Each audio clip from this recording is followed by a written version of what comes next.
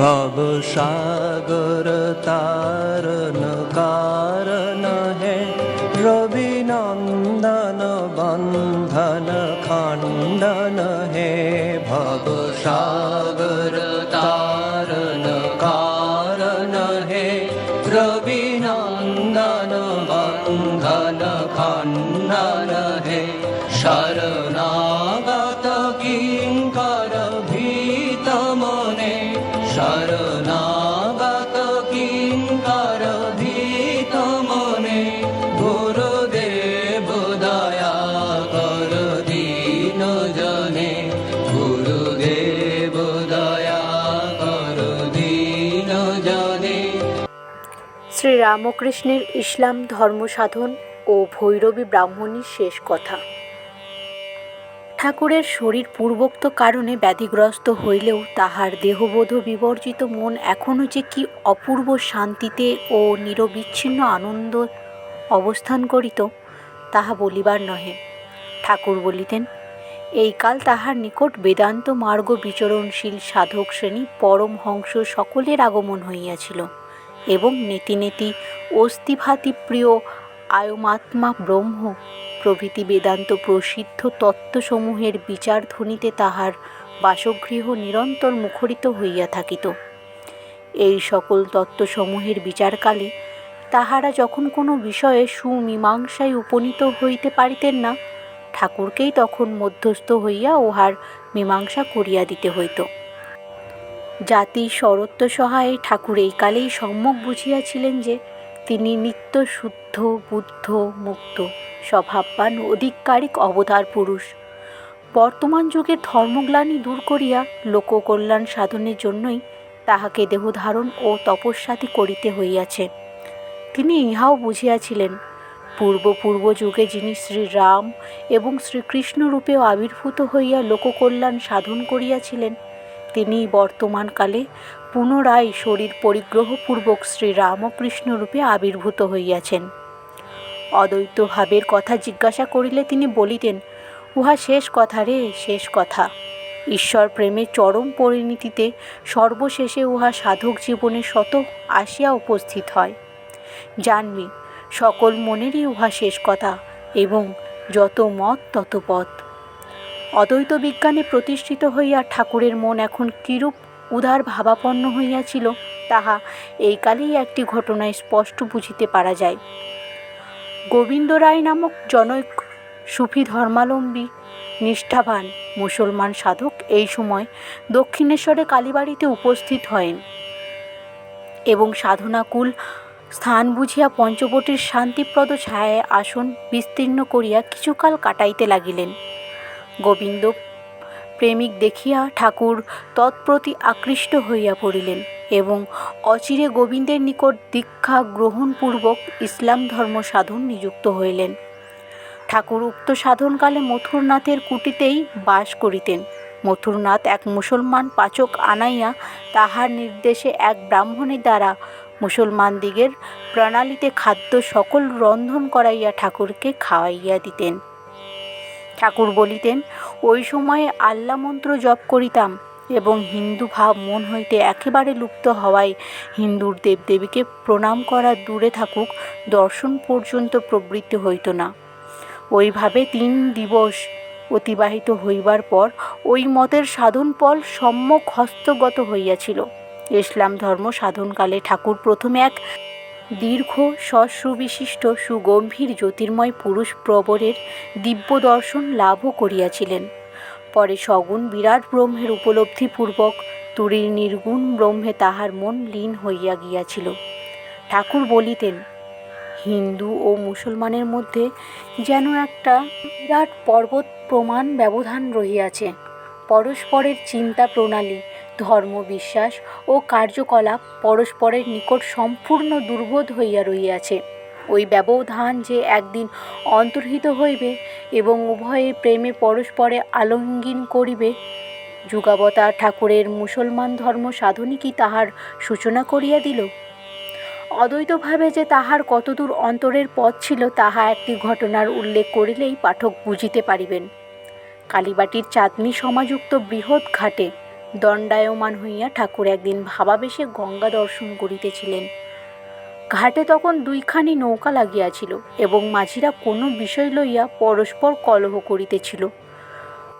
কলহ ক্রমে বাড়িয়া উঠিয়া সবল ব্যক্তি দুর্বলের পৃষ্ঠদেশে বিষম চপেটাঘাত করিল। ঠাকুর উহাতে চিৎকার করিয়া ক্রন্দন করিয়া উঠিলেন। তাহার ঐরূপ কাতর ক্রন্দন কালীঘরের হৃদয়ের কর্ণে সহসা প্রবেশ করায় সে দ্রুত পদে তথায় আগমনপূর্বক দেখিল তাহার পৃষ্ঠদেশ আরক্তিম হইয়াছে এবং ফুলিয়া উঠিয়াছে। ক্রোধে অধীর হইয়া হৃদয় বারংবার বলিতে লাগিল, মামা, কে তোমায় মারিয়াছে? দেখাইয়া দাও, আমি তাহার মাথাটা ছিঁড়িয়া লই। হৃদয়ে রুদ্র মূর্তি দেখিয়া দাড়ি মাঝিরা ইতপূর্বেই নৌকা দুখানি লইয়া মাঝগঙ্গায় সরিয়া পড়িয়াছে। মাঝিদিগের বিবাদ হইতে তাহার পৃষ্ঠে আঘাতজনিত বেদনা চিহ্ন উপস্থিত হইয়াছে শুনিয়া হৃদয় স্তম্ভিত হইয়া ভাবিতে লাগিল, ইহাও কি কখনো সম্ভবপর? বিংশ শতাব্দীর এই বিজ্ঞানিক যুগে অশিক্ষিত এই পাগলের কথায় কে প্রত্যয় করিবে? বর্ষাগমে গঙ্গার জল ঘোলা হইলে বিশুদ্ধ পানীয়ের অভাবে তাহার পেটের পীড়া পুনরায় দেখা দিবার সম্ভাবনা ভাবিয়া মথুরবাবু প্রমুখ সকলে স্থির করিলেন তাহার কয়েক মাসের জন্য জন্মভূমি কামারপুকুরের গমন করাই শ্রেয়। অনন্তর 1867 খ্রিস্টাব্দে মে মাসে শুভ মুহূর্তের উদয় হইলে ঠাকুরের জন্মভূমি সন্দর্শনে যাত্রা করিলেন।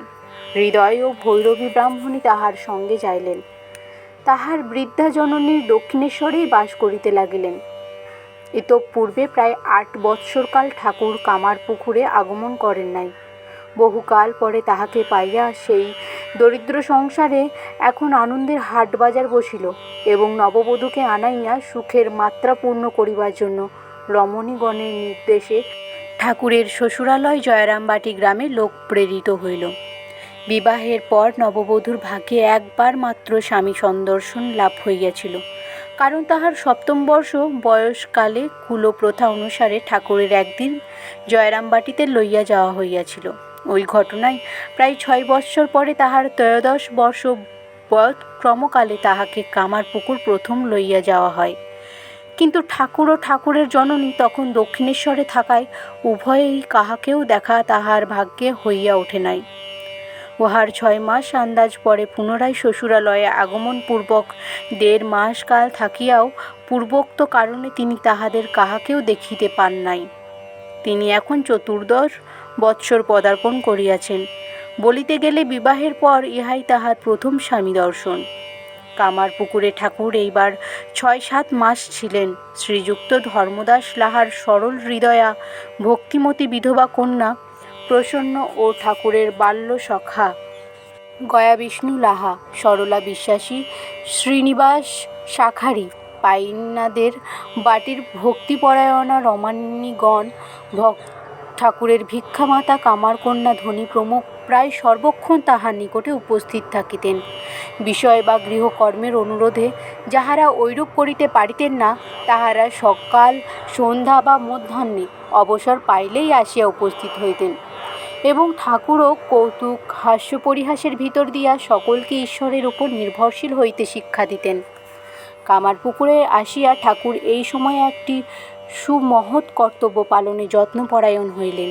নিজ পত্নীর তাহার নিকট আসা না আসা সম্বন্ধে উদাসীন থাকিলেও যখন তিনি তাহার সেবা করিতে কামারপুকুরে আসিয়া উপস্থিত হইলেন, ঠাকুর তখন তাহাকে শিক্ষা দীক্ষাদি প্রদানপূর্বক তাহার কল্যাণ সাধনে তৎপর হইলেন। ঠাকুরের বিবাহিত জানিয়া শ্রীমদাচার্য তোতাপুরী তাহাকে এক সময়ে বলিয়াছিলেন, স্ত্রী নিকটে থাকিলেও যাহার ত্যাগ, বৈরাগ্য, বিবেক, বিজ্ঞান সর্বতোভাবে অক্ষুণ্ণ থাকে, সেই ব্যক্তি ব্রহ্মে যথার্থ প্রতিষ্ঠিত হইয়াছে। স্ত্রী ও পুরুষ উভয়কেই যিনি সমভাবে আত্মা বলিয়া সর্বক্ষণ দৃষ্টি ও তদনুরূপ ব্যবহার করিতে পারেন, তাহারই যথার্থ ব্রহ্মবিজ্ঞান লাভ হইয়াছে। শ্রীমৎ তোতার পূর্বোক্ত কথা ঠাকুরের স্মরণ পথে উদিত হইয়া তাহাকে বহু কালব্যাপী সাধনলব্ধ নিজ বিজ্ঞানের পরীক্ষায় এবং নিজ পত্নীর কল্যাণ সাধনে নিযুক্ত করিয়াছিল। পত্নীর প্রতি কর্তব্য পালনে অগ্রসর ঠাকুরের ভৈরবী ব্রাহ্মণী এখন অনেক সময় বুঝিতে পারেন নাই। তাহার মনে হইয়াছিল ঠাকুর নিজ পত্নীর সহিত ঐরূপ ঘনিষ্ঠভাবে মিলিত হইলে তাহার ব্রহ্মচর্যের হানি হইবে। ঠাকুর কিন্তু ব্রাহ্মণীর উপদেশ রক্ষা করিয়া চলিতে পারেন নাই। ওই ঘটনায় তাহার অভিমান প্রতিহত হইয়া ক্রমে অহংকারে পরিণত হইয়াছিল এবং কিছুকালের জন্য উহা তাহাকে ঠাকুরের প্রতি শ্রদ্ধাবিহীনা করিয়াছিল। সামান্য কারণে এবং সামান্য সময়ে বিনা কারণে তিনি বাটির স্ত্রীলোকদিগের ওপর অসন্তুষ্ট হইয়া তিরস্কার করিয়া বসিতেন। ঠাকুর কিন্তু তাহার ঐরূপ কথা বা অন্যায় অত্যাচারে অবিচলিত থাকিয়া তাহাকে পূর্বের ন্যায় ভক্তি শ্রদ্ধা করিতে বিরত হয়েন নাহি। তাহার নির্দেশে শ্রীমতী মাতা ঠাকুরানী সশ্রদ্ধাতুল্য জানিয়া প্রীতিভক্তির সহিত সর্বদা ব্রাহ্মণীর সেবা দিতে নিযুক্ত থাকিতেন এবং তাহার কোনো কথা বা কার্যের কখনোই প্রতিবাদ করিতেন না। অভিমান অহংকার বৃদ্ধি পাইলে বুদ্ধিমান মানুষেরাও মতিভ্রম উপস্থিত হয়। অহংকারের বশবর্তিনী হইয়া ব্রাহ্মণী এই সময়ে একদিন বিষম অনর্থ উপস্থিত করিয়াছিলেন। শ্রীনিবাস শাখারির কথা আমরা ইতঃপূর্বে উল্লেখ করিয়াছি। উচ্চ জাতিকে জন্ম পরিগ্রহ না করিলেও শ্রীনিবাস ভক্তবদ্ধ ভক্তিকে অনেক ব্রাহ্মণের অপেক্ষা বড় ছিলেন। শ্রী শ্রী রঘুবীরের প্রসাদ পাইবার জন্য ইনি একদিন এই সময়ে ঠাকুরের সমীপে আগমন করেন। মধ্যাহ্নকাল পর্যন্ত নানা ভক্তি প্রসঙ্গে অতিবাহিত হইল এবং শ্রী রঘুবীরের ভোগারতি সম্পূর্ণ হইলে শ্রীনিবাস প্রসাদ পাইতে বসিলেন। ভোজনান্তে প্রচলিত প্রথা মতো তিনি আপন উচ্ছিষ্ট পরিষ্কার করিতে প্রবৃত্ত হইলে ব্রাহ্মণী তাহাকে নিষেধ করিলেন এবং বলিলেন, আমরাই উহা করিব এখন। শ্রীনিবাস অগত্যা নিরস্ত হইয়া নিজ বাটিতে গমন করিলেন। ব্রাহ্মণ কন্যা ভৈরবী শ্রীনিবাসের উচ্ছিষ্ট মোচন করিবেন, ইহাতে সমাগত পল্লীবাসিনী ব্রাহ্মণ কন্যাগণ বিশেষ আপত্তি করিতে লাগিলেন। হৃদয় ব্রাহ্মণীকে ওই কার্যে বিরত হইতে বলিলেও তিনি তাহার কথা গ্রহণ করিলেন না। ফলে ব্রাহ্মণী ও হৃদয়ের মধ্যে তুমুল বিবাদ উপস্থিত হইল। তখন বাটির অন্য সকলের মধ্যস্থ হইয়া নানা অনুনয় বিনয়ে ব্রাহ্মণীকে ওই কার্য হইতে নিরস্ত করিয়া বিবাদ শান্তি করিলেন। অভিমানী ব্রাহ্মণী সেদিন নিরস্তা হইলেও অন্তরে বিষম আঘাত পাইলেন। ক্রোধের উপশম হইলে তিনি শান্তভাবে চিন্তা করিয়া আপন ভ্রম বুঝিতে পাইলেন এবং ভাবিলেন, এইখানে যখন ঐরূপ মাতৃভ্রম উপস্থিত হইয়াছে তখন অতঃপর এখানে তাহার আর অবস্থান করা শ্রেয় নহে। অনন্তর কয়েকদিন গত হইলে এক দিবস তিনি ভক্তি সহকারে বিবিধ পুষ্পমালা স্বহস্তে রচনা ও চন্দন চর্চিত করিয়া শ্রী গৌরাঙ্গ জ্ঞানে ঠাকুরের মনোহর বেশে ভূষিত করিলেন এবং সর্বান্তঃকরণে ক্ষমা প্রার্থনা করিলেন। পরে সংযতা হইয়া মন প্রাণ ঈশ্বরের অর্পণপূর্বক কামারপুকুর পাশ্চাত্যে রাখিয়া কাশীধামের পথে অবলম্বন করিলেন। প্রায় 7 মাস কাল নানাভাবে কামারপুকুরে অতিবাহিত করিয়া 1867 খ্রিস্টাব্দের অক্টোবর কিংবা নভেম্বর মাসে ঠাকুর পুনরায় দক্ষিণেশ্বরে প্রত্যাগমন করিলেন।